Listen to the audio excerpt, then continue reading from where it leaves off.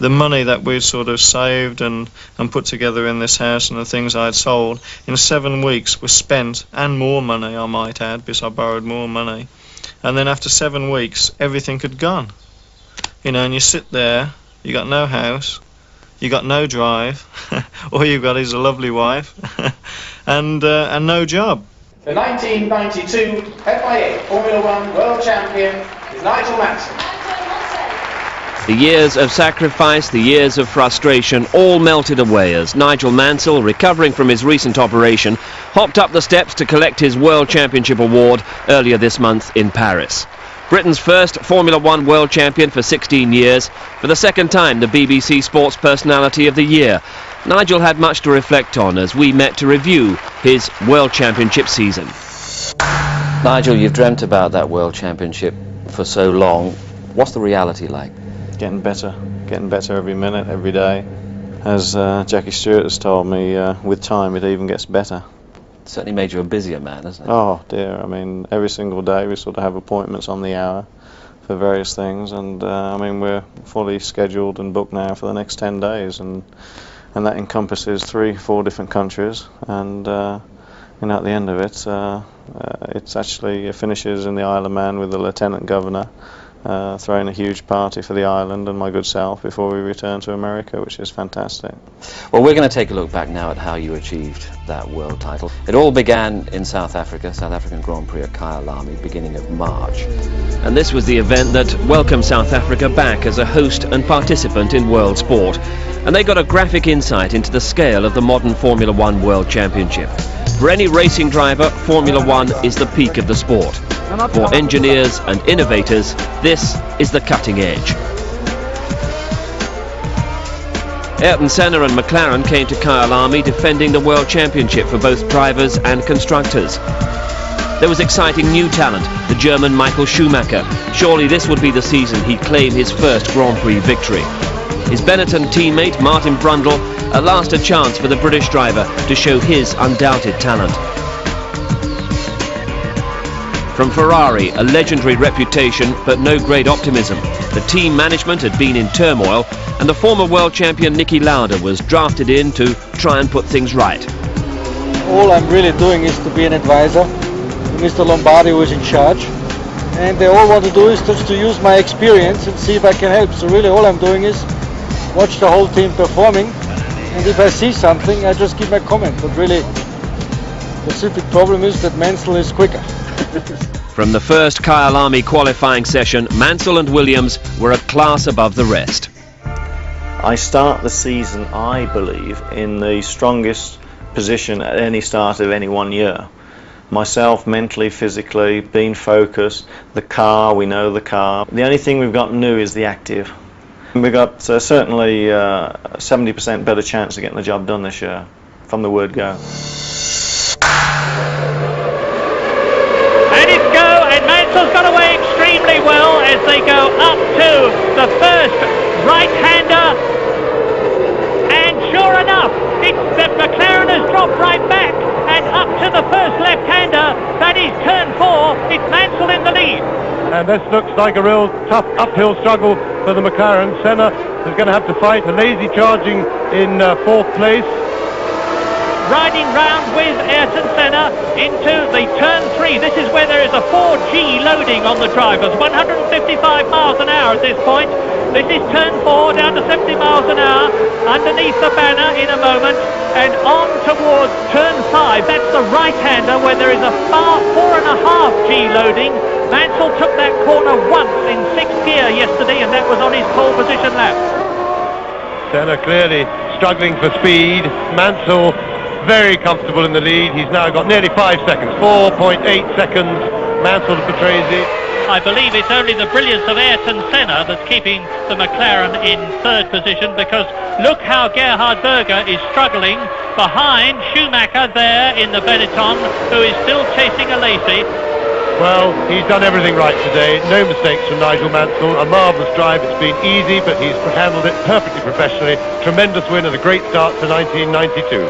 And Mansell crosses the line, waves to the crowd, and he coasts across by his standards to take the checkered flag before a delighted Frank Williams. Where was the point during qualifying for that race that you felt that you had something special with the Williams team? I would say December of the previous year. Frank and Patrick called me back from Florida, already having agreed that I'll have at least a month off before Christmas. And quite rightly so, they called me back because it was a major decision whether we would go passive or active on the suspension for the 1992 season. And we came back to Barcelona and we had a 5-day test, and I did 3 days down there. Unfortunately, we had a day and a half, or close to 2 days in the dry before the heavens opened. But it was enough to say, right, let's commit and go the active route. And I really felt that if everything came our way and we could get the reliability, that was the way to go to be ultra competitive. Because we knew that although Renault was doing a fantastic job, on the engine performance we could only at best get close, but we wouldn't surpass the Honda power. So we had to sort of do something on the car to have a little bit more in the pocket.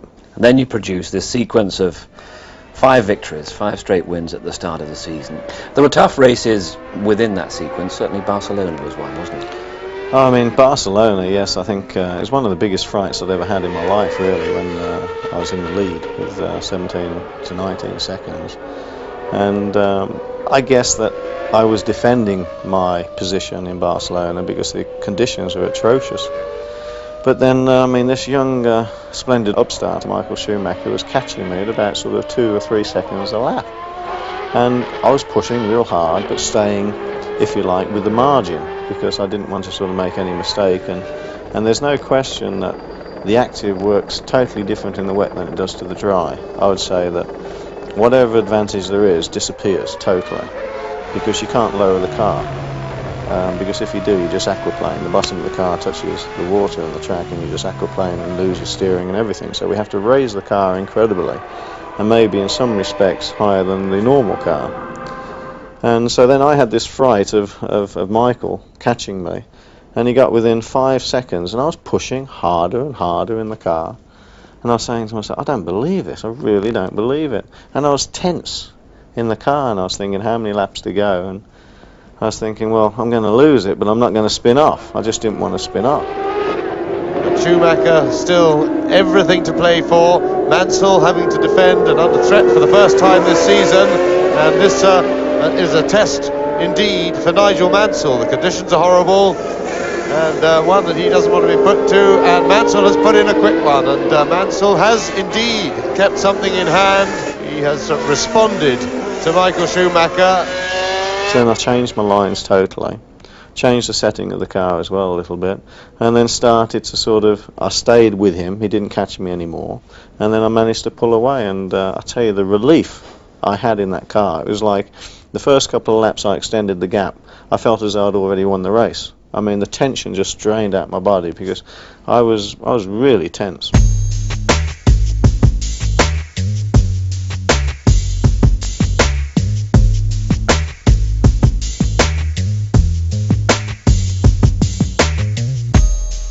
Another fright during that 5-race sequence came in qualifying in Brazil when you went off with Ayrton Senna.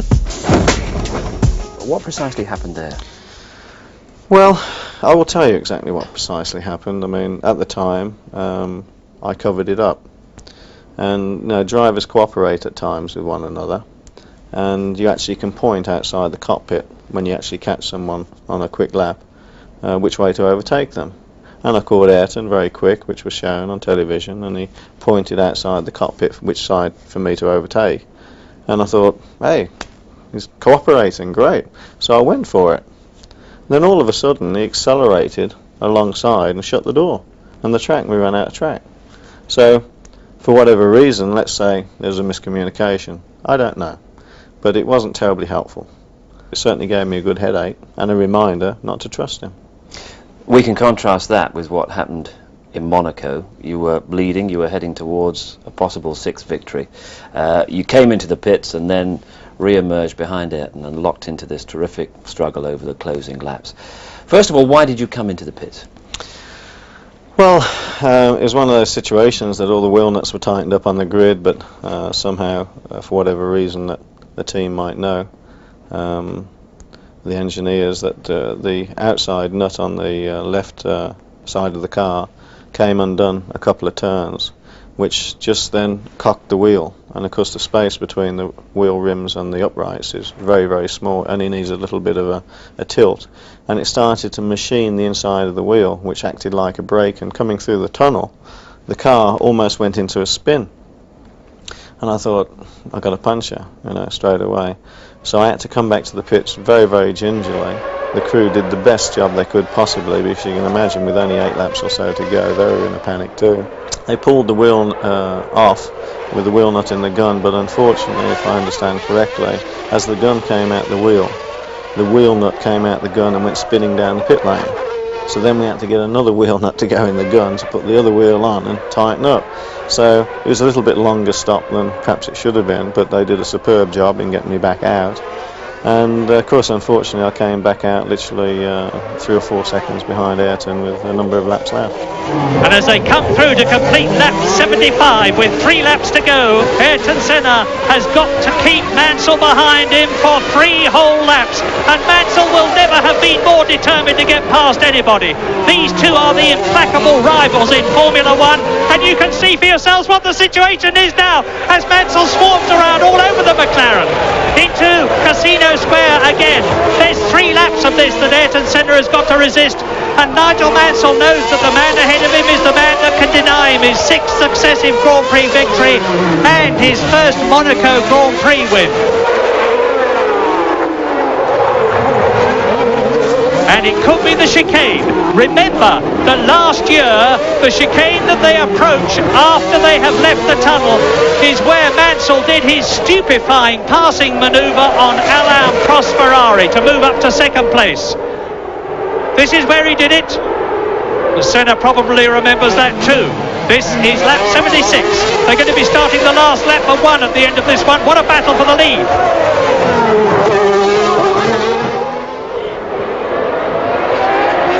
Senna closes the door.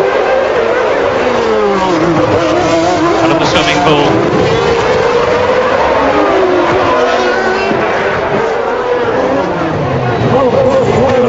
Now this is Mansell's opportunity as they come up to Saint-Devote. He's tucked right under the rear wing of Ayrton Senna's McLaren.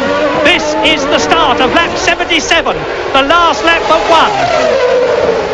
1. Even if Mansell doesn't get past Senna, and he's going to have a job, this is going to be probably the closest finish we've ever had at Monaco. This is really tremendous stuff. Nigel Mansell really showing us what he hasn't had a chance to show us all year, what a racer he is, and this is it. And Senna, all his skills involved. He's got a much, much slower car, courtesy, quite apart from the different relative performance of the actual cars. He's got very clapped out tyres on his car. Mansell's got fresh rubber on, all the grip in the world, but this is narrow, this is Monaco, and it will be a major achievement if Mansell can get past. Right with him, Senna blocking away and sliding a lot, Senna knocking it down, and he almost came to a dead stop there. Mansell weaving this way and that way, but Senna won't let him past. He's got the racing line, he's going to keep it. This last lap coming up, of course, is going to be the crucial one. See, Senna's just got to put his car in the right position, and there's no way that Mansell could get through, and it won't be at the Rascats. It could be at Saint-Devote again. But Senna demonstrates that Honda have caught up with Renault as terms of engine power. Mansell said they had yesterday, and Senna actually pulls away a little bit last lap. You can see how careful Senna is as he exits the Rascats. He doesn't hurry through it. He gets the car pointed and gets on the power very early, and that's protected him each time. And Senna through the Casino Square, down the hill to Mirabeau is an important point, but he's got just enough breathing space there from Nigel Mansell, and it's going to be from the chicane onwards. No passing here around the 48 and off into the tunnel. Senna early on the power, I'm sure. Now through the bend in the tunnel. It's got to be a brilliant brilliantly courageous move by Nigel Mansell if he's going to win the Monaco Grand Prix for the first time, because Senna knows that he's got considerably less than half a lap between himself and his first victory of 1992. This is the swimming pool. It's only the left here, the right again, the left, and into the Rascasse. And I do not see how Mansell, even Nigel Mansell on fresh tyres, is going to be able to get by. He can't. Ayrton Senna has won the Monaco Grand Prix, almost certainly, as he exits the Rascasse. Mansell closes, but it's too late, and Ayrton Senna wins at Monaco for the 5th time in 6 years. Nigel Mansell showed us his great qualities as a racer, and that was tremendous stuff. Ayrton actually admitted in the press conference that he brake tested me all over the circuit, and I can say to everybody out there that he did just that. Describe what you mean by brake testing. Well, when you're accelerating out of a corner, you don't expect someone to dab the brakes to hit them up the back, because you're already accelerating around the corner. Going into a corner, you can brake a little bit earlier or a little bit later, so you've obviously got to stop for that corner. But coming out of a corner or halfway through a corner, just to come off the pan and dab the brakes when there's nowhere to go left or right, that's pretty tricky, because you can just hit someone up the back, and you can damage your front wings, or you can even puncture your tyre or whatever. And he did that to me probably 20-30 times on those last few laps, and I was just real pleased that I didn't run into the back of him. And I must confess, and I say this now, that I thought about it. I actually thought about it. Well, if he keeps on doing it, if I pick the place just right, maybe a right tap in the right place might just sort of just push him out of the way a little bit. But then I said to myself while I was in the car, I said, look, try for the opening. If it happens, take it, but don't do that. That's not my way. And 6 points are more valuable than none. And I was just thinking, championship. And that's why, although I pushed real hard and I was trying to crawl all over the back of him and try and get past, I decided to settle for the 6 points, because the couple of times I actually got the front wheel alongside his rear wheel, he just pushed me straight into the barriers, which was very exciting for everybody, but on any other circuit, he wouldn't have got away with it. The Canadian Grand Prix took on a new meaning. Senna had started winning again, and Mansell was relieved of the pressure of extending his run of consecutive victories. The result? Contact. Mansell hit Senna while challenging for the lead, an incident largely missed by Canadian television, but remembered vividly by Mansell. I had the racing line, I thought everything was perfect, so I went for the gap. And, the television didn't show what happened, because he actually moved about, I'd say, close to sort of 15 to 20 feet right across the track. Because I actually left a big gap, because I thought he'll move over on me, but I didn't expect him to come right across the track and actually hit me off. So I was pretty mad about that one. But then I was a little bit disappointed as well, because I should have said to myself, why ever give this man the benefit of the doubt? He's done it time and time again. But then I think, well, perhaps he's got to mellow, he's got to mature in some ways, and he's such a great driver, you'd think that he shouldn't have to do things like that, but time and time again he does it. Given that, and given Monaco, how would you sum up your relationship with Ayrton at that time then? Oh, I can say now after Australia I don't have any wish to have any kind of rapport or relationship with him at all. I mean, he's a great racer and I respect what his achievements are and what he does, but I don't believe in knocking people off.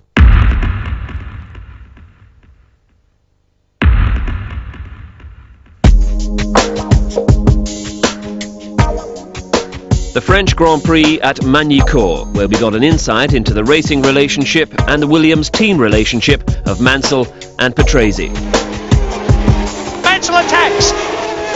He's through. Nigel Mansell leads, and now he's fairly streaking away.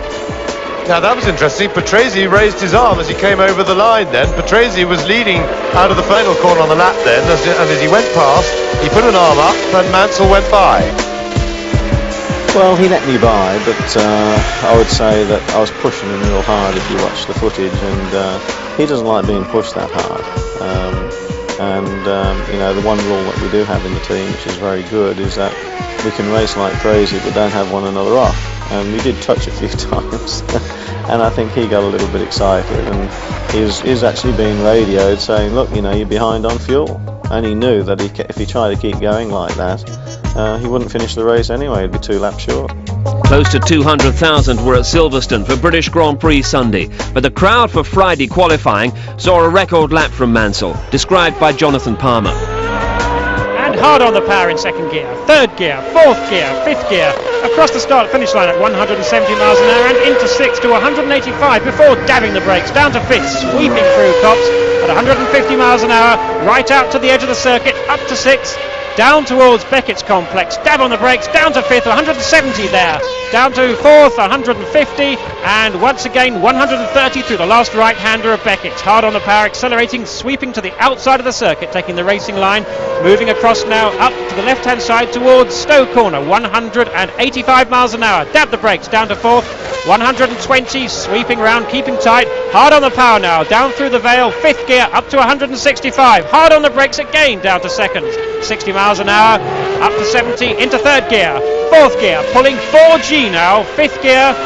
sweeping out, left-hand side of the circuit, into sixth and towards Abbey Corner, absolutely flat out, 175 miles an hour, pulling up to 180 before the daunting Bridge Corner, sweeping through, absolutely flat out at 185 miles an hour, down to second gear, 70 miles an hour, 80, 90, back down to 70, 80, 90, 100, 110, down on the brakes to second gear again.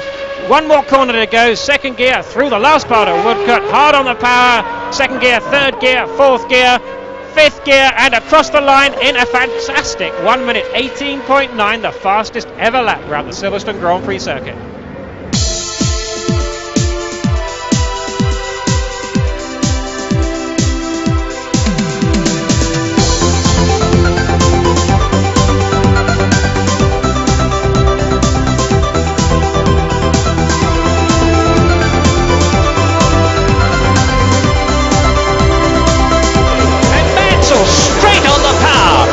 Prix alongside him, the Italian has again out-dragged Nigel Mansell. He leads into Copse and Martin Brundle has passed Schumacher, and then the two McLarens, and Nigel Mansell has exerted his authority and has surged past Patrese, and this is turning into a demonstration drive, an absolutely enormous gap.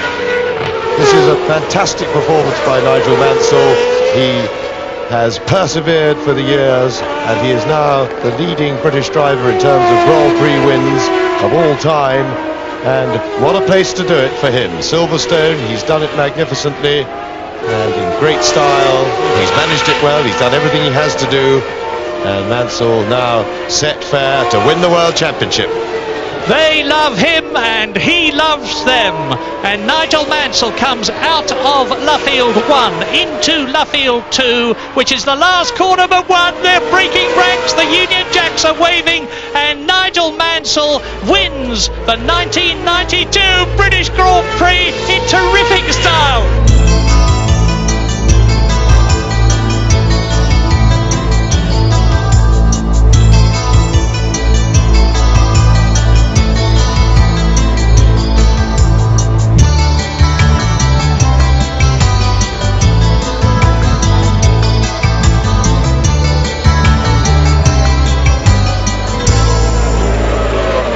Oh, the outstanding memory is the qualifying lap, the second but last lap of the actual race when I smashed the track record, which I did for the crowd, and then the slowdown lap.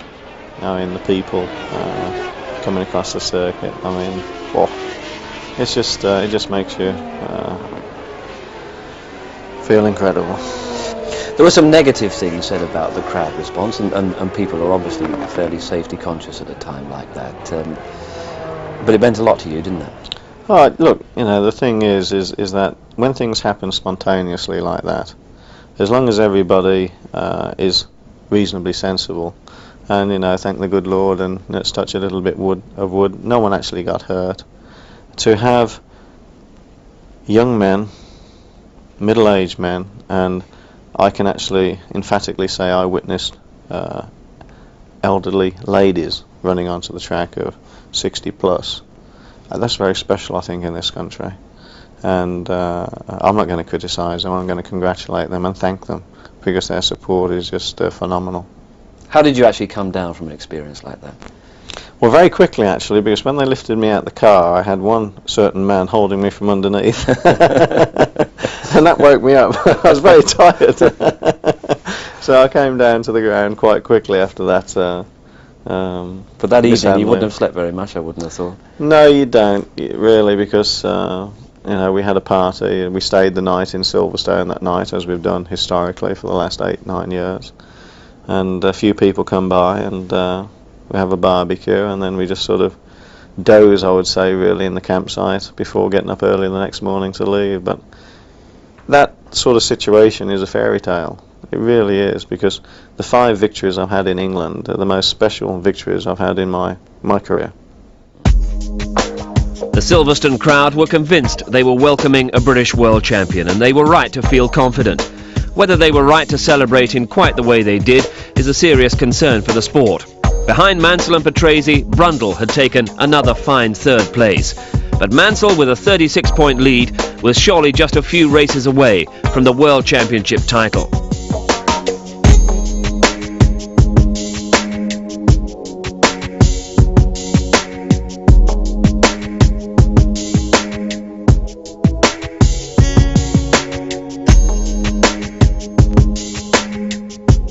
Round 10 was the German Grand Prix at Hockenheim. Mansell was the early leader from Patrese and then took a pit stop.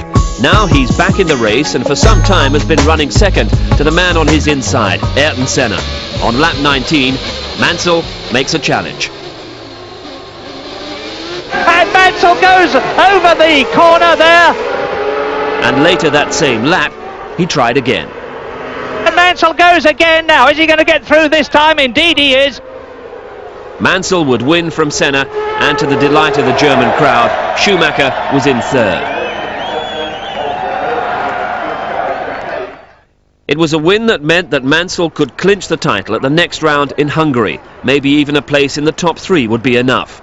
Mansell with a lead of 46 points over Patrese, with Schumacher 3rd. Patrese would be the early leader, only to drop out. Mansell's main opposition for the title was gone, but there were other problems. Mansell, who had been running in the top 3, comes into the pits. With the race positions as they were, 2nd place would be enough for the title, but at this point it seemed a long way off. It is lap 62 and the Englishman comes in. Now why? Is it a retirement or is it tyres? Well, they're certainly changing tyres. Meantime, I'm looking for Berger going through, for Schumacher coming through, for Brundle coming through. It's only a short stop. Mansell accelerates out of the pits and he is down in 6th position. You sort of get close to something and then it doesn't happen. And you know, you work so hard, and we're talking now not just for the 92 season, we're talking your lifetime, your career. And when I dropped back out the points and then sort of made up to 6th place, and then I was trying to figure out what I've actually got to do, and then how many laps to go and how many seconds behind, and you know, is the car okay now, because we did have some peculiar handling situations with the car. We just kept going, and then when I caught then Gerhard, Michael, Martin, and there was another car, and they were all nose to tail, I just said, well, I got no chance, you know, because they were all literally nose to tail and they were all fighting and darting around. But then I think the advantage I had was the fact I came up on them so quick they didn't know I was there, and then they were scrapping with each other so much coming out of the corner onto the main straight that I managed to get 2 of them in one go. And then I sort of relaxed a little bit and said, look, calm, Gerhard's not going anywhere, because you know, his tyres are worn out, I've got fresh ones. I was calming myself down, and I'd already overtaken him twice already. I was, you know, and he knew I was there then. And then it was a question of picking the moment, and then he pushed me very hard across the track, almost into the barrier, but we got by and we had a little bit of a slip slide at the end of the straight. But I'm pleased to say then I was in 2nd place. Now is this where the Englishman is going through? Yes! Yes, he forces Gerhard Berger wide. Here he is. He hasn't got far to go now, because when he comes out of this right-hander, dropping downhill, he will go into turn 10, the 2nd gear, 60-mile-an-hour corner, and he's up to the last corner now. He's 2nd in the race, but he is the world champion of 1992. after driving for 30 years and being second twice to Ayrton and once to Alain, you know, you think that you're never going to crack it, and I think that race was interesting to say the least, wasn't it? So I don't think I'll take it in for a little while, so if you'll speak to the others, I'll sit here quietly for a minute.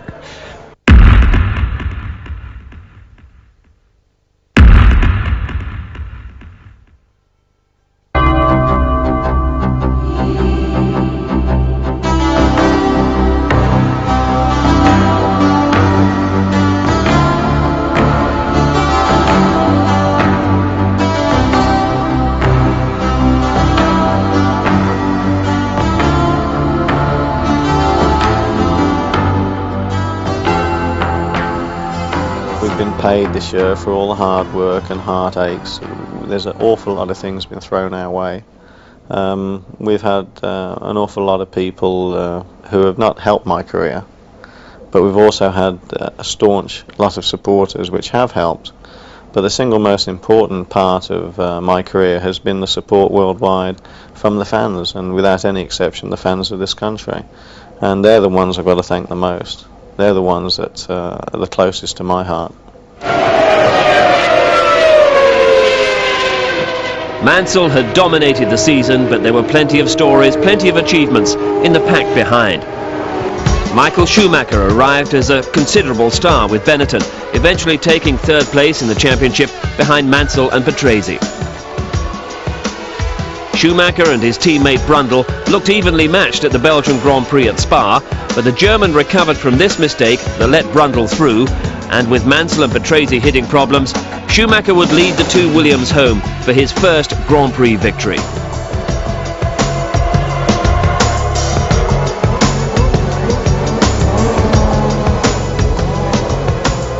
Brundle deserved more from 1992.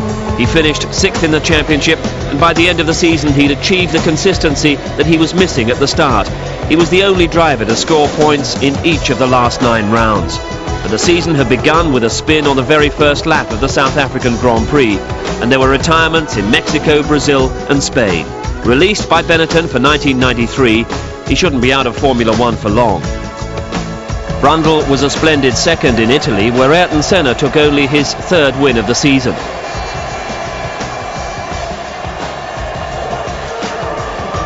For Senna, the 1991 world champion, it was a season of great frustrations. A heavy accident while qualifying in Mexico.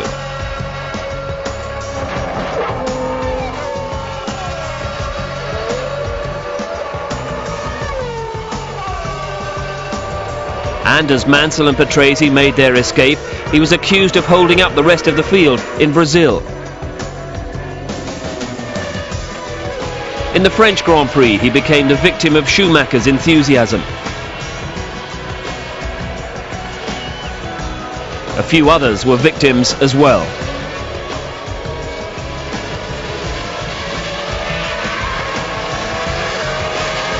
The wins in Italy and Hungary, and in particular Monaco, were rare consolations.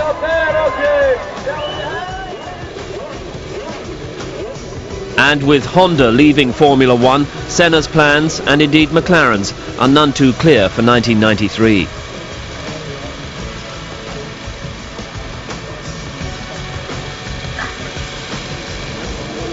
Jean Alesi put a brave face on the poor showing of Ferrari, who finished a distant 4th in the Constructors' Championship. The Frenchman could be relied upon to supply glamour, commitment and controversy.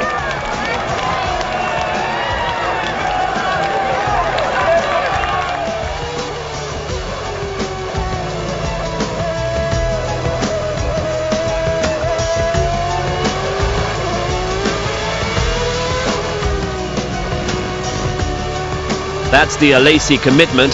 The controversy came at Imola. Alesi versus Senna, with Berger behind.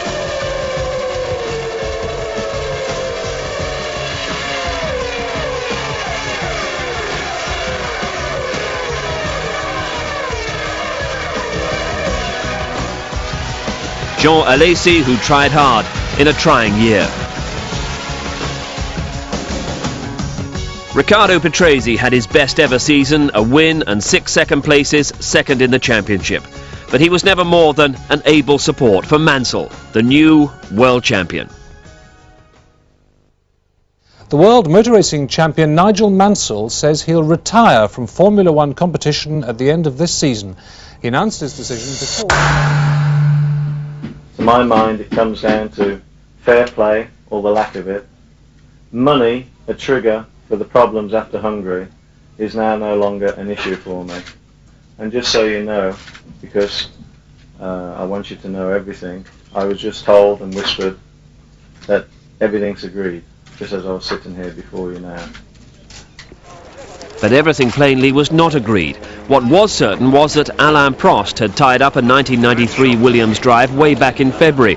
When he made his announcement in Monza, it was unclear why Mansell's negotiations with Williams had gone sour.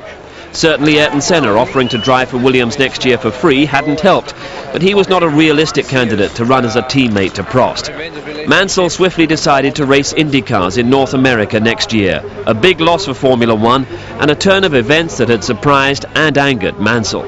I think it was 3 days after the Hungarian Grand Prix when I received a phone call from director of Williams saying that unfortunately what had all been agreed was not agreed now, and that they were signing Ayrton. Is that a total bombshell, completely out of the blue? Oh yeah, I mean, I was mortified. People that were with me at the time can actually say that it was, you know, from winning the World Championship and then 3 days later not even receiving the phone call from Frank myself. You just disbelieve it. You just don't, this is not happening. Surely not, you know, not after all what's been agreed. And of course the biggest problem I had was not necessarily with myself, it was with my wife Roseanne, because she was at all the meetings and everything else. But I mean, I have to say, rather than sort of having a post-mortem, that, you know, people choose to do what they want. Unfortunately he chose to go the way he did. I certainly don't agree with it, but I mean, I'm big enough to say, well, you know, I wasn't wanted for a period of 3 weeks, and so unfortunately I had to make my choice of either retiring or going somewhere else, and I'm pleased to say that the Newman Haas team came along and snatched me up very quickly. Do you think you made that decision too quickly? No, not really, because it was 3 weeks after the Hungarian Grand Prix, and there was a 10-day period where negotiations had started up again, but not what I term as positively. It was only if this or but that, and that's remembering that you must disregard what was all agreed in the first place.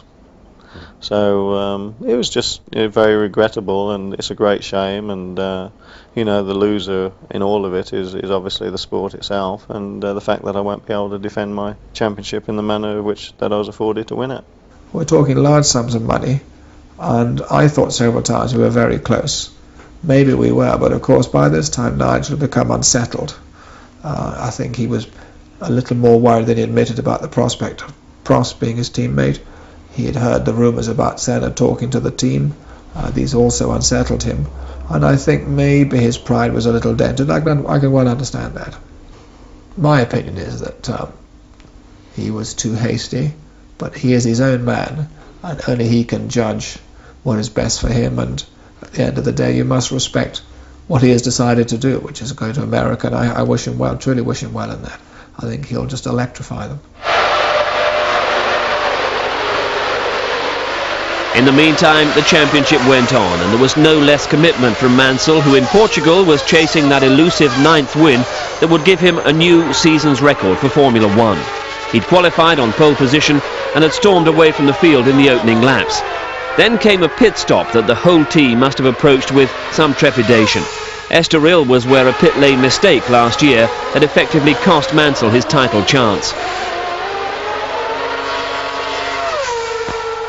No problems this time, Mansell's Williams crew working as smoothly as they had done all season. The world champion was on his way to another record.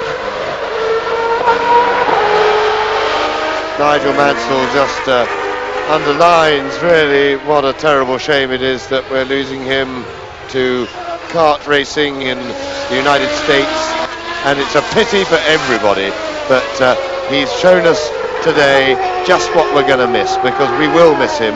And he's driven magnificently.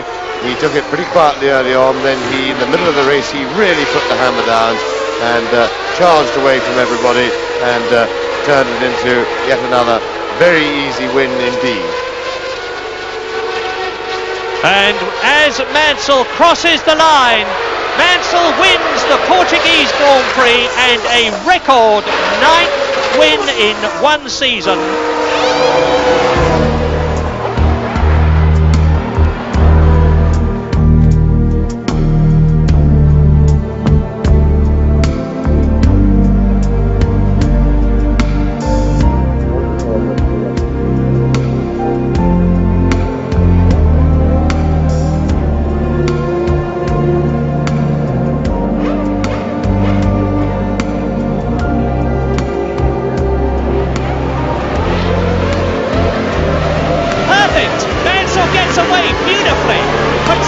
Closes up on Senna.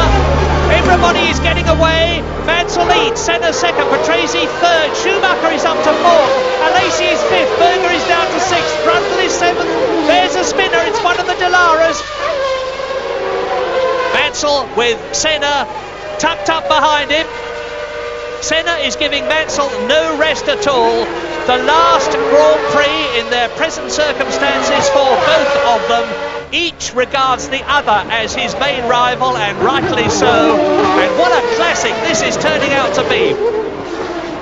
And Senna really trying with the back markers. And that's just what he was looking for. He got close enough and we missed it, but Senna must have had a real go then.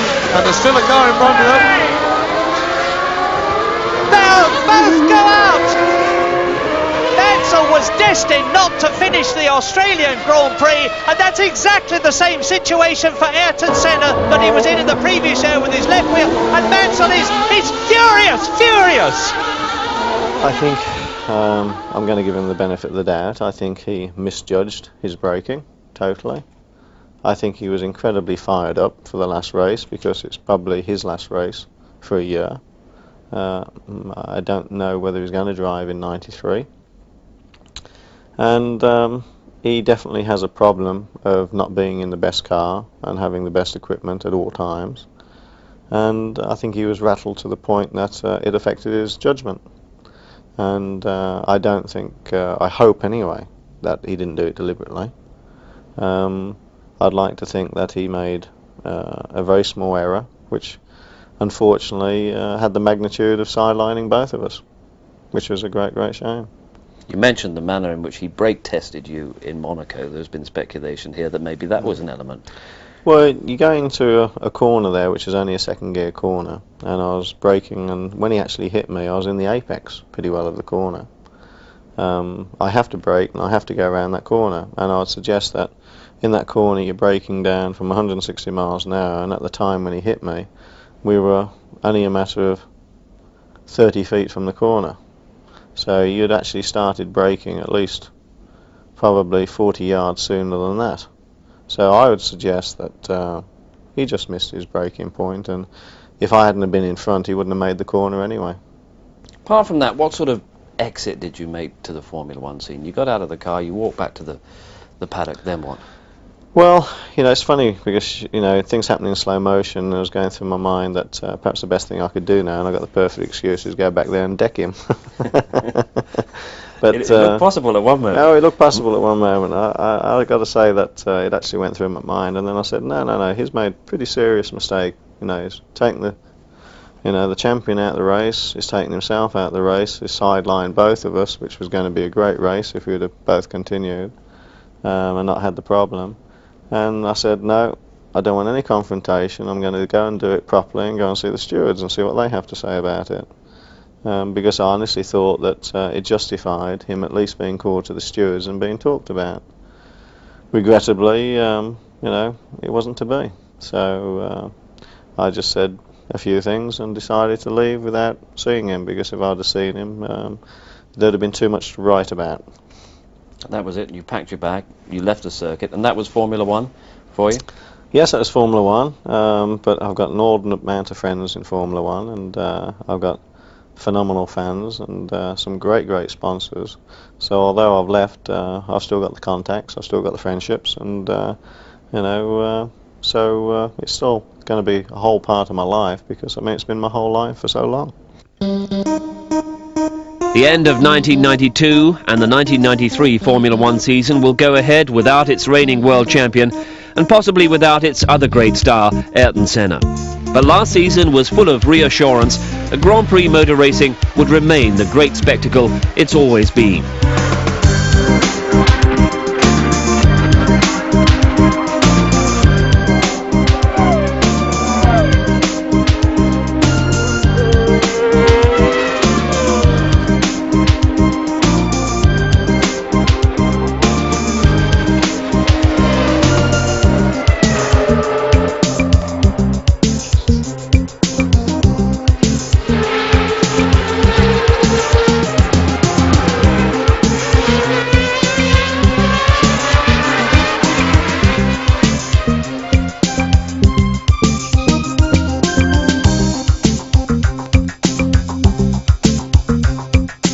Riccardo Patrese survived that horrifying crash at Estoril, and it's a great testament to Formula One that there were no serious injuries in Grand Prix racing last year.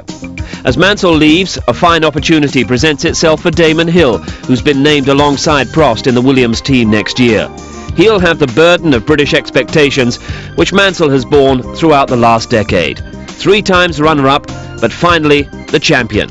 Whatever the car, whatever the talent, winning the world title is never easy. And look at that! Out that, and colossally, that's Mansell!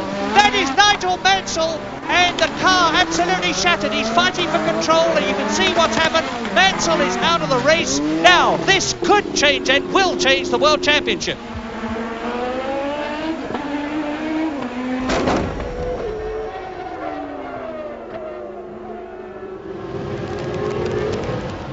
Mansell harrying Ayrton Senna, and off that Mansell, that's him, Mansell out, and the World Championship has been won by Ayrton Senna. So Mansell comes out of the last corner, he's second in the race, but he is the World Champion of 1992.